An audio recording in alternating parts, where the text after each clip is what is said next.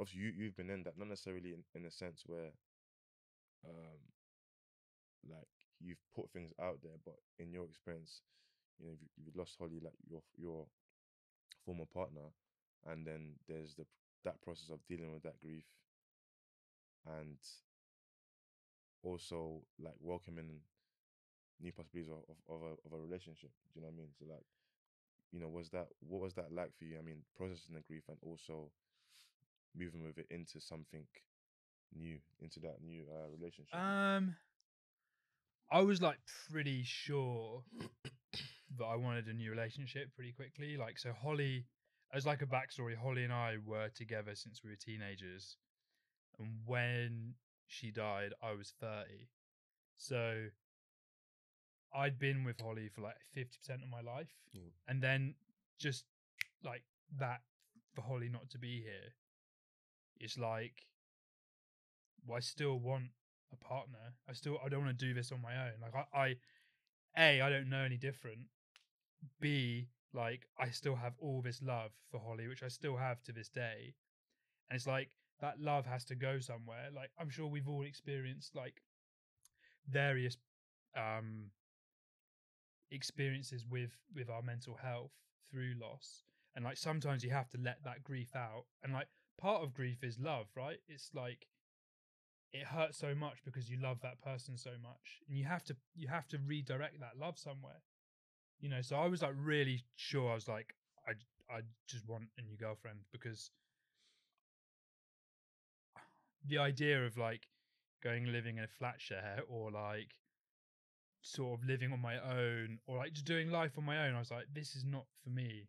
And obviously I didn't get into a relationship for like the logistics of like sharing a Yeah, property, yeah, or like, but like it was really,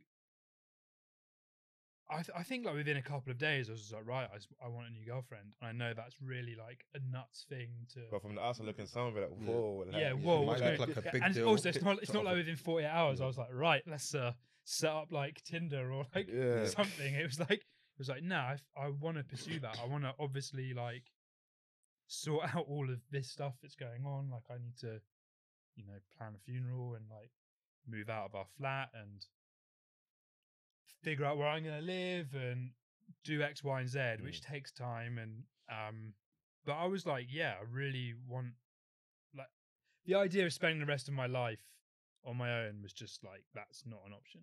And that was just like, I just don't want to do that. So I knew really quickly that I wanted to get into a new relationship. I didn't think it would happen as quickly as it did, yeah. but I was like open to doing that. So I guess you sort of attract what you put out. Yeah.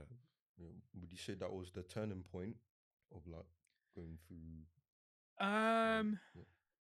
The turning point, what, of like my grief, or Yeah, yeah, quick, yeah. so in some ways, like, yeah, because it gave me like a new focus. Yeah. So it's like, I'm sure if we all sat here and just thought about our loved ones 24/7, like we'd all be pretty sad. Do you know what I mean? It's like, not that we're not thinking about them every day, but if you or if I immersed myself in that, I realized it's like, hey, I'm probably just going to cry forever. And so getting into a new relationship gave me a new focus. And I don't know if it was a turning point, because I think with some things it's sort of like it held back a lot of things, because a lot of the judgment from other people meant that I focused on, it's like, why has that person said that? Why is this person just being like, I completely disagree with your relationship, or like, how could you do this? So like all these comments that I was receiving from not that many people, but you remember, like celebrities always say, like when you read the Instagram comments or the YouTube comments, it's like you skip past the You 10,000 remember nice that ones, one but you negative remember the one. one Yeah, which the like, negative what? one. Yeah. So like you get these like sort of difficult conversations and like sort of negative responses to it, and that would really like stick with me. And I think that I focused a lot of my grief on those like negative like comments or conversations or scenarios that had happened, which I think actually prevented me in moving forward sort of maybe the way that I needed to, or spending time just being like, right, I really need to, sit and think about Holly, or sit and think about what's happened. And you'd end up at night just being like, why has that person said that? Why have I received this text message? Why has this person called me saying that? And really, I wish I could have just been reminiscing about Holly. So it's probably, Holly only died, it'll be 3.5 years in January. So like, it's still really early. So I probably progressed a lot quicker than people expect, or that I expect. But like, so yeah, I guess it was a slight turning point, but with that was like sideways motion as well. Interesting. But like, so with that, but do you, because in that scenario, I think you have to be very, well, I would say thick-skinned, but yeah, it's pretty thick-skinned. It's hard to be as well. You if I was having a conversation with someone and they were saying all that stuff, you'd just be like, you put your armor on. When you get home that evening, you're just like a mess. but that's the thing. But let's just say, like, I don't know if you had an occasion where someone came up to you, but let's just say you, in the event that someone did come up to you and say, well, don't you think you moved on too fast? How would you explain to them that you haven't forgotten Holly, but at the same time you still want to move on with your life? Well, the way I always tried to say it is like, it may be fast for that person, and it's like, I remember someone. I'm also just going to try not to say names here because I just feel like I want to throw more fuel on the fire. No, we'll bleep it out. Bleep it out. So like, so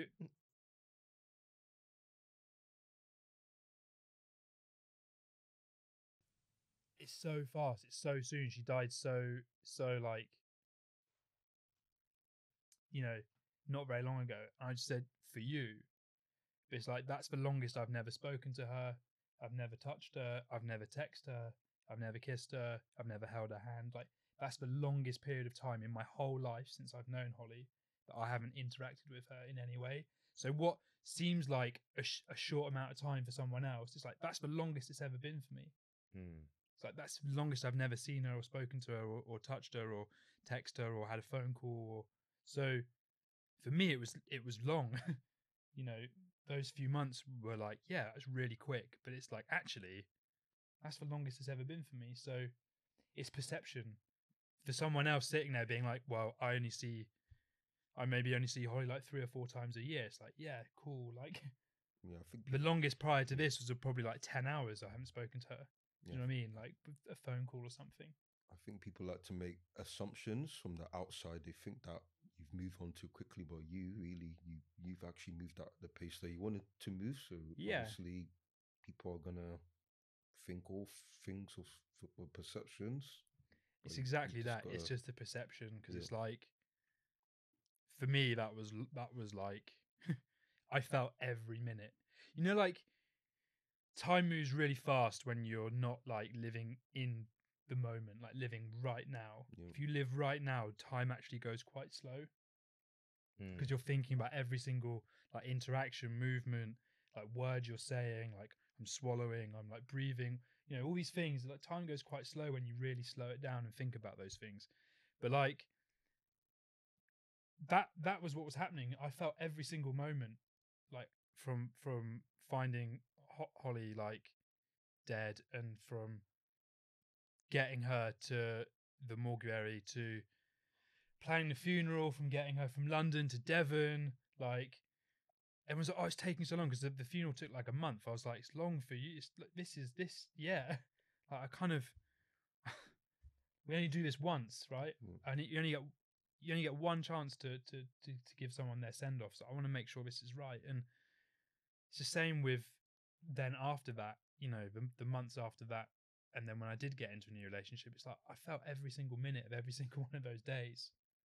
And that's quite a long time, like a quarter of a year, 4 or 5 months, 6 months, like quarter of a year, half a year. Like, that's when you're really sitting in the moment. That's a long time.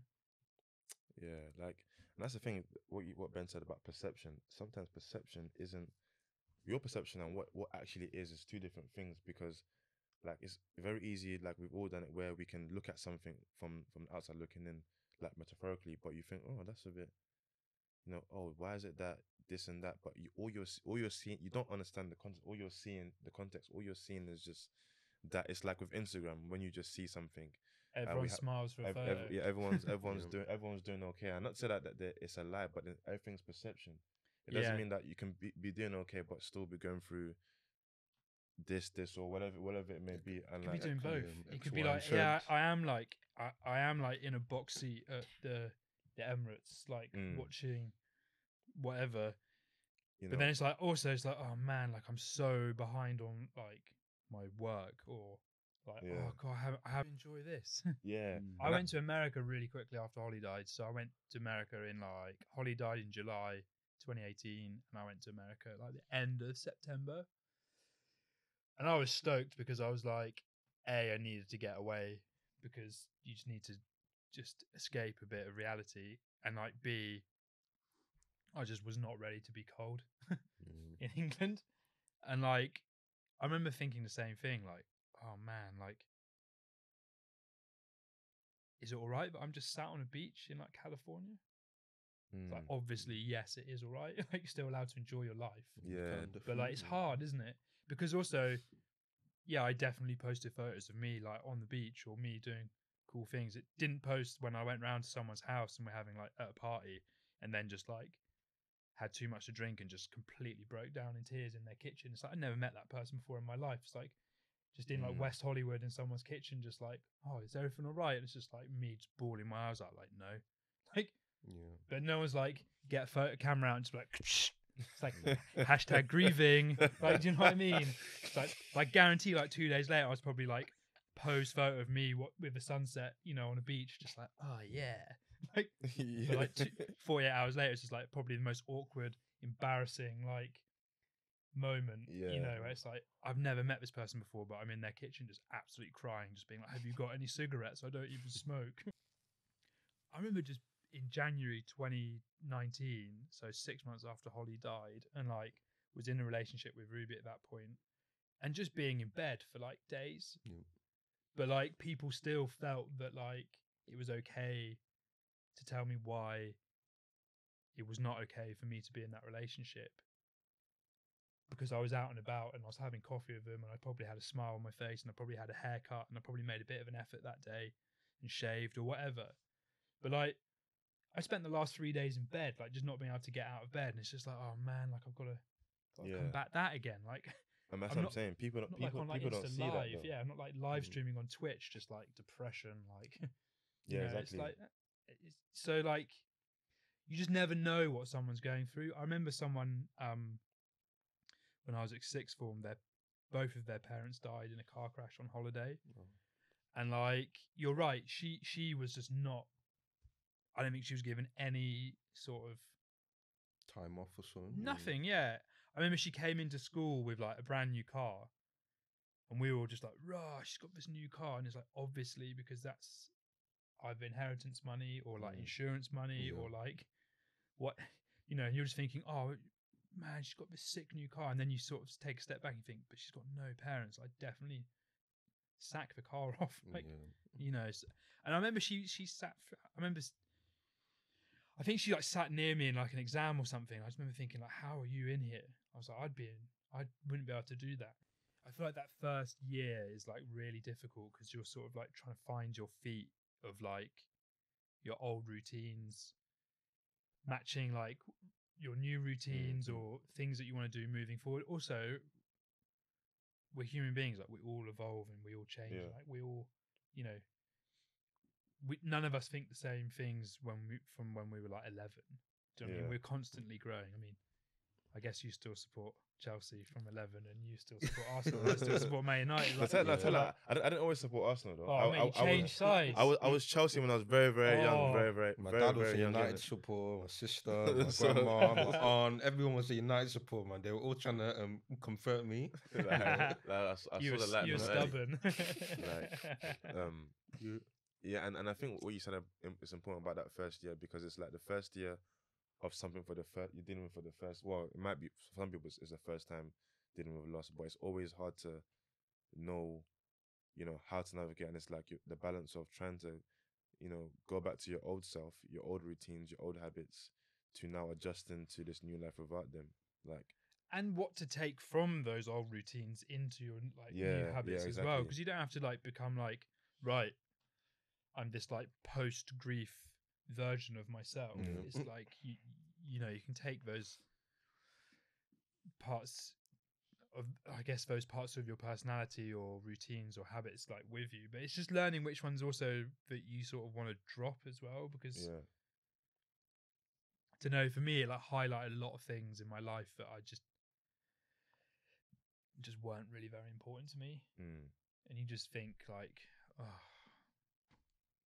what's the point? Like, how did you like process that first year of loss? um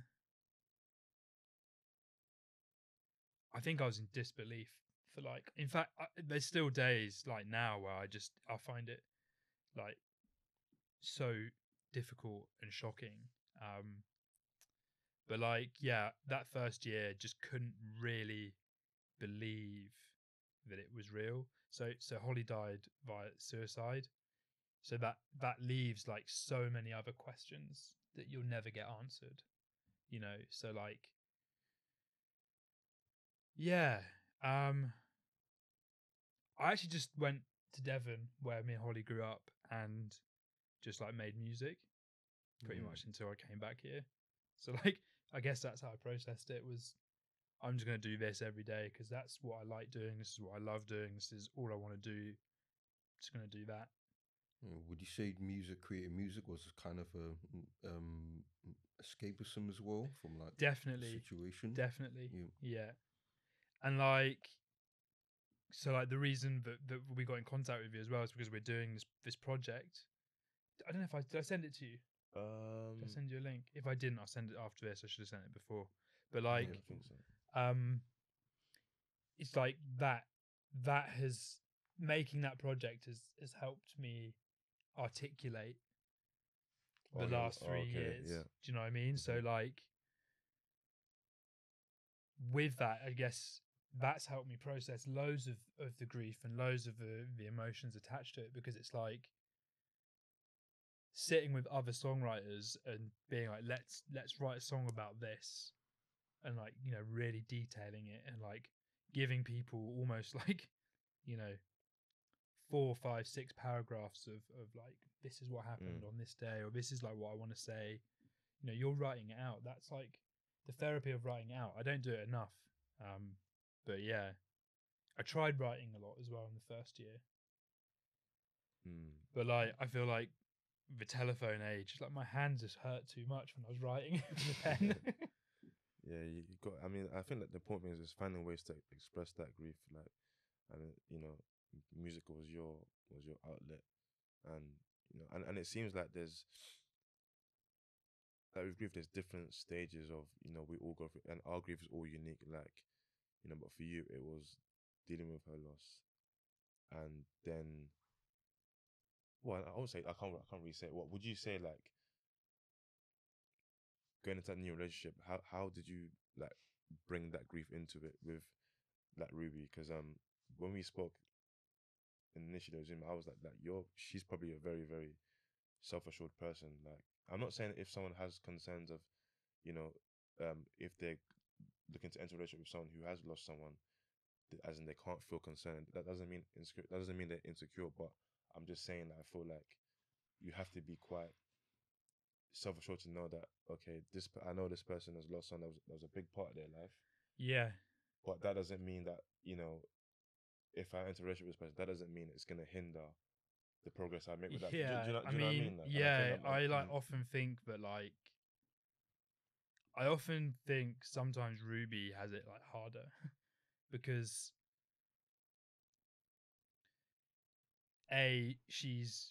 she's like has to watch the person that she's in love with like go through this big pain mm, that is always going to be there. And like, I remember I found some videos of me and Holly on our honeymoon, and it took me like a long time to watch them. And like one afternoon, I just came across them and I started watching them, and I was like, "Oh, sick! These are." And like one of the first times, I just was like, not like crying my eyes out. I was just being able to just sit there and watch the screen. I was like really happy that I could watch them. I was like really happy and really grateful that I had them, and I had those moments with Holly. And obviously, I was like, with that comes like really sad. But that's sort of like the path of those emotions when I'm watching those videos. It's just like really happy, really grateful, sad. And it's like Ruby was sat next to me, and I just thought like she started crying. I was just like, wow, like she's like, it's just so sad. She's like, she's like, I'm so sorry that you've lost that, you've lost Holly. Like, I'm so sorry. And like, I just thought like, whoa, like that moment like made me really think like, wow, like that's what you're saying to me. That's your first initial reaction to this, right? You feel so sorry for me. So you've got to sit there and watch like the person you love feel really happy and really sad about a video of him on his honeymoon, right, with somebody else, right? Right. So there must be some ego that comes into that as well, and a bit of jealousy and like nervousness, like what do I say? Like also like Ruby and Holly were friends. Do you know what I mean? So it's like she must miss Holly as well. Yeah.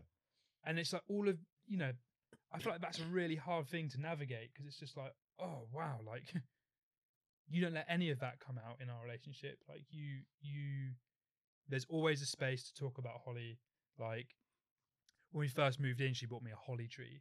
Do you know what I mean? To have in our house. Like there's a photo of Holly up in our kitchen before anything else. Do you know what I mean? It's like there's all these little things that she did, and it's just like, like we're going on about the perceptions. Like I don't know if I would be able to do what she's done. I mean, I think I would be able to, because I've managed to do other things that I never thought I'd be able to do. Yeah. But like, yeah, I sometimes think that Ruby's like navigation is almost like more complicated. Yeah, and that's the thing. And what I was trying to say earlier, like maybe more so, I'm saying this more so just for people watching and listening. I think if you're someone who doesn't want to do it, that doesn't mean you're insecure. No, but I think what it does take a strong person to be able to like understand that this is what it is. so Like, I'm very assured. yeah, exactly. Like, I am mean? this, and I'm confident and That comfortable with who I am. So I'm gonna, yeah, and also right, like fair play, like ballsy, right? Yeah, like, exactly. Getting together with a widower like so soon after, you're like, okay, like that's exactly. it's not a small thing. Because like, and I think, and this is why I feel like I will never. It should never be a thing where you look down at anyone who can't do that. Because no, absolutely. Because even if I ask myself, can I do that? I don't really know, because that's not because I feel like I'm insecure, but I think it's more so because it's a lot to take on. I don't know if I have the emotional capacity to. Yeah. It seems like Ruby does. So yeah, of course it's different for everyone. And if you feel like you have that capacity, that willingness, then that's fine. And if you don't, that's also fine. yeah. Like it's not no, you can't look down on anyone who doesn't. But I guess again, back to the perception, those that don't understand, those who maybe, like for example, Holly's family, yeah. who might see that, oh, he's moved on. It might be, oh, okay, like, wow, so What was Holly to Jack? Yeah. Yeah, do you know like what I mean? whatever was that relationship. Yeah. I understand how that can look, but it's like goes back to just like what Ben was saying about perception, where it's like you don't necessarily know. You only get a glimpse at what's going on, and then for you to then form an opinion based on that perception is like, I don't know if it's like dangerous is the right word to use, but it's a bit like short-sighted. Yes, because it's kind of dangerous to make assumptions. Yeah. Well, definitely, because it's impacted so many of my relationships. The people who did say things, like, it has absolutely impacted like my friendships and relationships with them, because it's like, hey, I'm going for enough, and you chose to say that or chose to do that. It's like the way that you say things as well, the way that it comes across. It's like you can show concern, but you don't need to necessarily like push that upon someone. You could almost, I don't know, it's all hypothetical, isn't it? So I don't know what the best way to have done it would be, but I don't know. But when I think about the situation, obviously I've never been in something like that. But do you think that the criticism comes from the timing, or just because I guess what it is, like, if you had moved on, let's just say 10 years from when Holly passed, would it still be an issue for the family, or do you think it's the timing? Because if it's 10 years past, 10 years has passed, and they might think, okay, it's 10 years. Like, like, not to say that you should move on, but I kind of understand it. It's 10 years, but compared to, like, I don't know, 2 or 3, I don't know. So is it issue of timing that's the issue? I think that, like, what we were saying about those navigating those first 12 months of grief is like, it's really difficult, like for any scenario. And I think then to throw that into the mix, it's just, that's like another thing to process. It's another event to process. It's another, like, how do I navigate this on top of that? And I think, like, the timing probably, like, caught a lot of people off guard. I think I was pretty naive. I thought that people would be like stoked. I thought people would be happy for me. I thought if anyone needed a win in life, or needed something to celebrate in life at that particular moment, it was me. And, like, a relationship, I thought would be a nice a nice thing to celebrate. So maybe I was naive in thinking that. But I think also, going back to that first year, is like you're trying to work out how to process and channel your grief. And I think a lot of people channeled it and processed it towards mine and Ruby's relationship rather than the death of Holly. Okay. So it's like, like the steps of grief, one of them is anger, right? Yeah. And I think a lot of people are really angry. I think very early on, most people are angry. Like, that's one of the strongest sort of feelings that you have at the very beginning. Yeah. And I think because it was so soon and so quick, I think that anger was still just there in people. And okay. So I think it was just like, right, this is let's point that towards that, and really maybe sitting back and being like, what do I really feel about this? Because I think, like, if anyone really thought about it, it's like, what do I really feel about someone, like, pursuing a relationship? It's like, who's it really hurting or harming? It's like, you're essentially being angry or making these comments about someone trying to pursue happiness. Yeah. And it's like, that doesn't really make any sense. Would you say that you were in denial as well, even though anger was part of the emotion? Denial of what? About of the death of Holly? Or probably of the situation. Yeah. Maybe not like denial, but like disbelief. Yeah. It's like I would wake up and I just couldn't really believe that this was happening. Just, it's hard to deny it because, like, I found Holly, so it's like, okay, I saw that, I it's very real, but, like, the disbelief was something I think that was, and I still find it hard to believe that that's happened. Do you know what I mean? It's still hard to believe that she would choose to take her life. Like, that's still like a, yeah. You've done, it's a lot mentally to and not even just emotionally, but even just on the, like, you found her, that there's not even you can't even imagine what running through your head, and that's the thing again, when people perceive different things of you, you moving on, nobody kind of thinks of we've actually been through, and that's the thing with perception, right?